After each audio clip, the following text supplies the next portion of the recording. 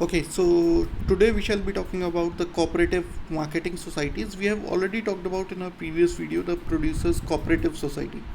So let's begin with the cooperative marketing society.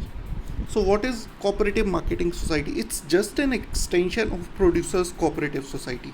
देखिए इसमें हम लोग क्या करते हैं, इसमें हम लोग छोटे छोटे जो प्रोड्यूसर्स होते हैं जो अपने माल को सही जगह पर बेच नहीं पाते, ठीक है ना, वो क्या होता है, वो साथ में मिलके वो क्या करते हैं, अपने जो भी उनके पास गुड्स होते हैं उनको साथ में लेके आते हैं, ठीक है ना। जैसे कि मैंने आपको अमूल का एग्जांपल दिया, तो वो मार्केटिंग का ही तो खेल था कि अगर छोटे छोटे जो मतलब जिसको हम लोग कहते हैं कि मिल्क फार्मर्स जो होते हैं, ठीक है, उनके साथ क्या होता था, उनको अपने लिए मार्केट नहीं मिलता था सही से, ठीक है। तो वर्गीस कुरियन ने क्या किया, उन सबको साथ में लेके आए, ठीक है ना। तो वो मार्केटिंग ही तो सही से की ना, ठीक है। तो उसके बाद क्या किया उन्होंने, उसके बाद एक साथ में लेके आते हैं। और देखिए जब भी आपके पास कोई बड़ा प्रोडक्ट होता है ना, यानी कि बड़ी क्वांटिटी में प्रोडक्ट होता है, तो आपकी बार्गेनिंग पावर ज़्यादा होती है, यानी कि आप अपने रेट पे चीज़ों को बेच सकते हो इंस्टेड ऑफ मार्केट रेट्स, ठीक है ना। और इससे क्या होता है, इससे कंपटीशन भी कम होता है। लेट्स से कि अगर आपके पास मान लीजिए वहाँ पे 20 मिल्क फार्मर्स थे, ठीक है, एक ने कहा मैं 40 रुपये दूध बेच दूंगा, एक ने कहा मैं 38 बेच दूंगा, एक ने कहा मैं 35 बेच दूंगा। तो यहाँ पे क्या हुआ, एक दूसरे के साथ कंपटीशन हो गया और रेट बहुत ख़राब हो गया। लेकिन फिर क्या हुआ, फिर अमूल आया, अमूल ने कहा मैं सबका 39 रुपये में ख़रीद लूँगा, ठीक है। उससे क्या हुआ, उससे सबको ही लगभग बेनिफिट हुआ। जो 35 में तैयार था उसको भी बेनिफिट हुआ, जो 40 में तैयार था उसका थोड़ा सा कम हुआ, लेकिन फिर भी अच्छा बेनिफिट हो रहा है, ठीक है।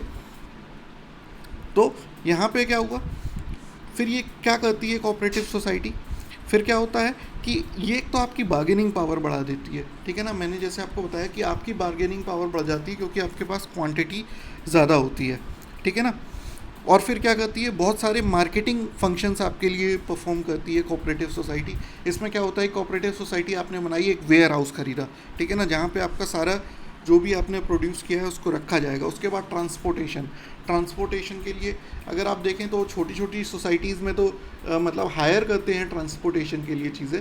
अदरवाइज़ बड़े बड़े जो कोऑपरेटिव सोसाइटीज़ होती हैं उनमें अपने ही ट्रांसपोर्टेशन के व्हीकल्स खरीद लेते हैं, ठीक है। Next we'll talk about packaging यानी कि अब देखिए कि अगर अमूल था, अमूल मान लीजिए ऐसे ही दूध को बेचता तो उतना फेमस नहीं होता, लेकिन उसने एक ब्रांड बना दिया अमूल, ठीक है ना, दूध का एक ब्रांड, ठीक है। तो उससे क्या हुआ, एक बहुत आज के टाइम पे अगर आप देखें तो अमूल एक बहुत बड़ा ब्रांड हो गया है। नेक्स्ट इज़ ग्रेडिंग, यानी कि अब देखिए अमूल में भी आपको कई तरह के दूध मिलते हैं, कई तरह की चीज़ें मिलती हैं। अगर आप देखें फुल फैट, टोन्ड मिल्क, ठीक है ना, और टेट्रा पैक मिल्क, ये सारी क्या है, ये ग्रेडिंग का काम है, ठीक है। तो ग्रेडिंग के हिसाब से हम लोग बेचते हैं चीज़ों को, ठीक है।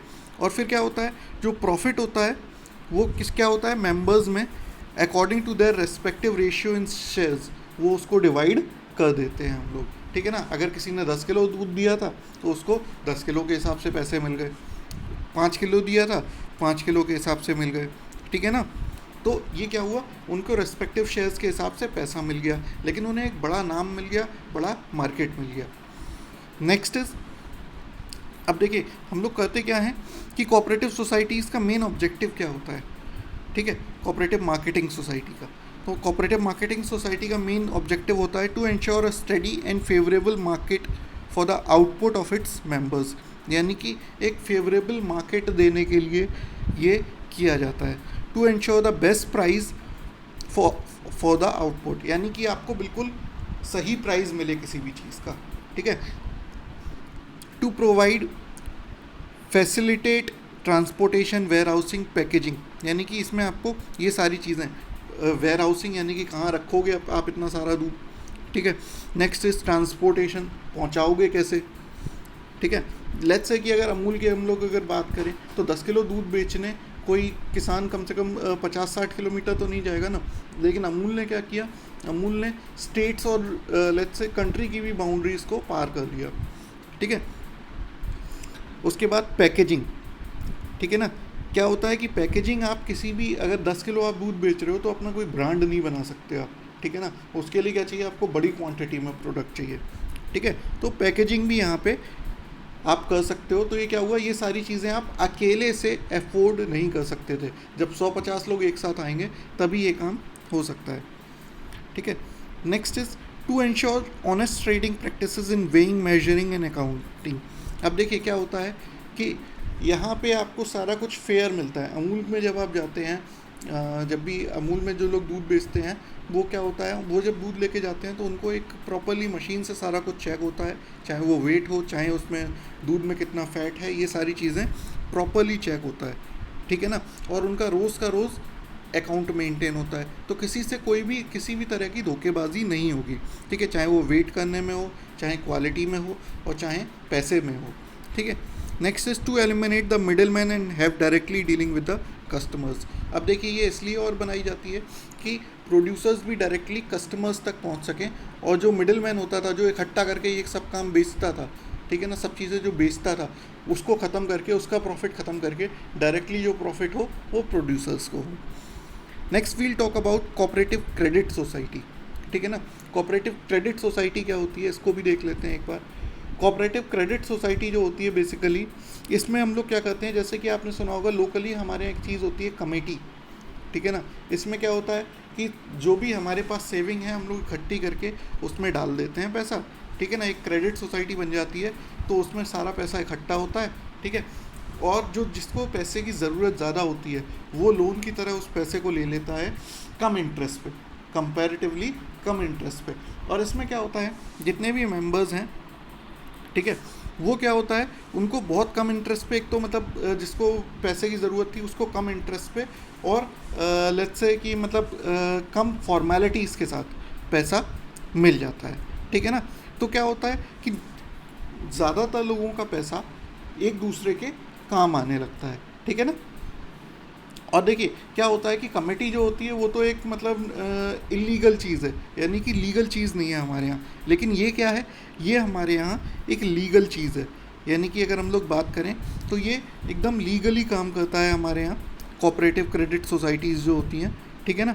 इसमें क्या होता है, ये कौन कौन लोग बनाते हैं, ये basically rural credit cooperative societies बनती हैं। इसमें जो बनाते हैं किसान, ज़्यादातर भाई छोटे छोटे किसान हैं जिनके पास कम पैसा है, वो अपना पैसा सेव करने के लिए यहाँ पे लगाते हैं। अब मान लो किसी की कोई शादी है, उसने लोन ले लिया और बाद में धीरे धीरे आसान किस्तों पे उसको चुका दिया।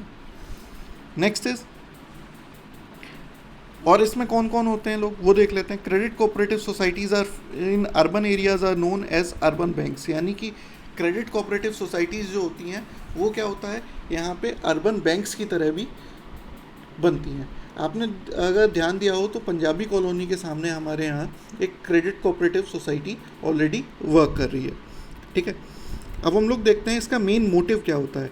तो मेन मोटिव होता है क्रेडिट कोऑपरेटिव सोसाइटी का कि to protect the members from the exploitation of money lenders. अब देखिए आप किसी प्राइवेट व्यक्ति के पास लोन लेने जाते हैं तो वो कहता है 3% 4% महीने पे मैं आपको लोन दूँगा, ठीक है ना। तो क्या हुआ, इस एक्सप्लॉयटेशन से आप बचे, आपको कम इंटरेस्ट पे, बहुत कम इंटरेस्ट पे आपको लोन मिल गया, और उससे क्या हुआ, मेंबर्स को भी कुछ ना कुछ बेनिफिट हुआ थोड़ा, ठीक है।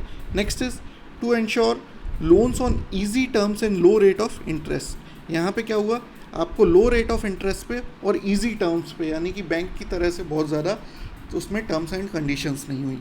To develop the habit of saving among members.